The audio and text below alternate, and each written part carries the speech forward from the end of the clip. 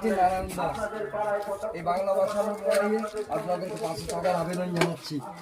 এ বাংলার ছেলেমেয়েরা ব্যাঙ্গালোর, দিল্লি, কলকাতা বাইরে চলে যাচ্ছে।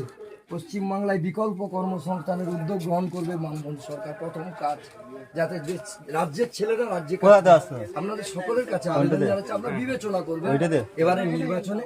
আপনাদের গণতান্ত্রিক অধিকার আপনারাই প্রয়োগ করবেন, আপনারা বিবেচনা করুন, এইটুকু অনুরোধ জানাচ্ছি। খুব ভালো কথা। দিল্লিতে দেখো বাড়ি ঘর ছেড়ে পশ্চিমবাংলায় কাজ নেই, দিল্লিতে আজকে তোমাকে একাকে থাকতে হচ্ছে বাড়ি ছেড়ে, বাড়িতে একা।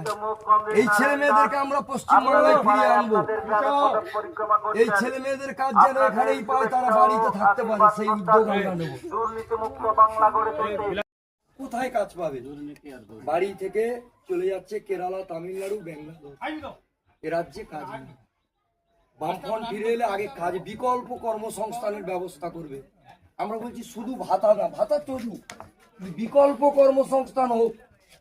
মায়েরা এটা থেকে যাতে স্বনির্ভর হতে পারে, আমার স্ত্রীও যাতে স্বনির্ভর হতে পারে, সকলের ক্ষেত্রেই তাই। যে শুধু ভাতার উপর নির্ভর হয়ে যেন না বাঁচে, তারা বিকল্প কিছু করবে। আমি গতকাল গেছিলাম সুপারি কুচো